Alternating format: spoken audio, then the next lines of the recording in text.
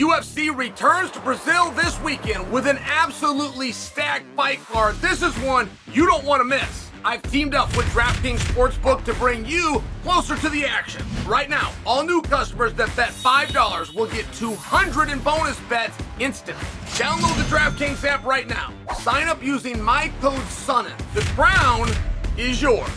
Staying on the action and use your $200 in bonus bets on DraftKings same-game parlays for a shot at an even bigger payout. Combine multiple bets together from the same fight, including number of rounds and method to victory. The more bets you combine, the more you can win. If sports betting is not yet available in your state, you can still join in on all the fun with DraftKings Daily Fantasy with a shot to win all sorts of prizes. Download the DraftKings Sportsbook app right now. New customers can bet just $5 on any fight and receive $200 in bonus bets instantly with promo code Sonnen only at DraftKings Sportsbook. Jones in the incident with the drug tester at his house. Now, this has reared its ugly head once again. And I must tell you, I thought it was gone. And I thought we had a hand in that. I know you guys did your part online to make sure we clear Jon and squash this, but it's come back up. And it came back up in the form of, hey, Jon's always in trouble. Can we take a look at that? Because I'm not sure that's what happened. I mean, I have followed the Jon stuff from day one. And I have championed it and I have screamed it at any attempt that I have had to enrage or embarrass him in any way. So, I mean, I've seen it from day one. But from day one, the story has been the same, which is Jon, don't go out. Jon, don't go out. I mean, that was always it. And then there might even be a caveat to it, which is, Jon, if you go out, take an Uber. Jon, if you go out, have the friend drive. Jon, if you go out, have a chauffeur. But it was always, Jon, don't go out. Can we agree? Can we agree that's what the story has always been? Okay, well, it seems as though Jon has listened. This newest one was at his house. It changes everything. He was where he was supposed to be, doing what he was supposed to be doing with the people he was supposed to be doing it with.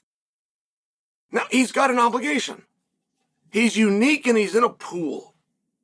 And everybody in that pool is unique, and they have agreed to it. Okay, great. Well, exactly what is that obligation?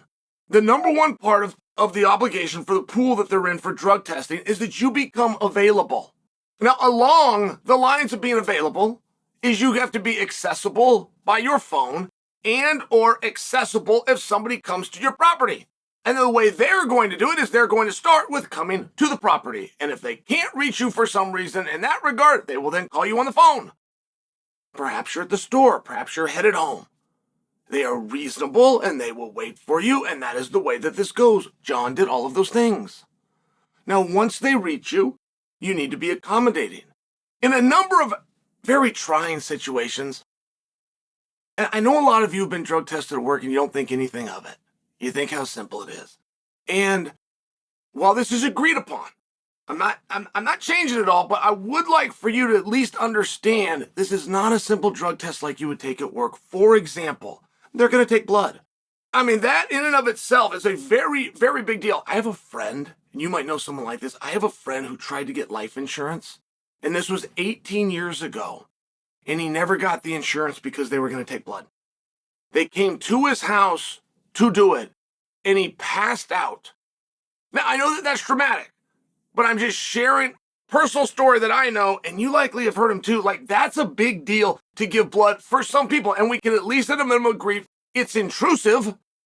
You're taking somebody from a person, from their body that you're never going to give back.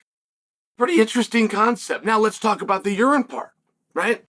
The urine part must be visible. So, in a male's situation, you are presenting your derobed self, and they will watch as that goes into the container that's holding the urine. Now, that is likely nothing more than a bit of an inconvenience, because now you have to pee. If you don't have to pee when they showed up, you will start drinking waters and coffees and Gatorades and Jocko Fuels and anything else that you think might help to get you into that situation. So it's never a time, right? When you get hit with this 24/7, even though we've agreed to it and we're in the pool, when you get hit with that, it's never a time of celebration. Can we agree on that? Can we agree that it's not an exciting phone call? Can we agree on that? Now, these are good people that are doing a great job at their job. There's no part of this that is pointing to somebody being wrong, but that includes Jon. Jon was accessible, which is the deal. Jon must reasonably give access to the blood draw and to the request of urine, of which he's going to present himself to a complete stranger. He must. That's the rules. He did. He did both of those things. Now, it would be nice if he did it in a timely fashion. He did. And what do I mean by that? What do I mean by that? Some people love to mess with the testers. Like they take that as a really good time. And then they will come and tell other athletes what they did to inconvenience these people. And I know people that have just held it, said they didn't have to urinate, and have just held it because it was at dinner time. And they were so mad that these folks came at dinner time that they know they have families and it's dinner time for them too. So I'm just going to keep them here for 2.5 hours. I know people have done that have held it. For example, when the testers see you, you can never leave their sight. Now you can do whatever it is that you want to do.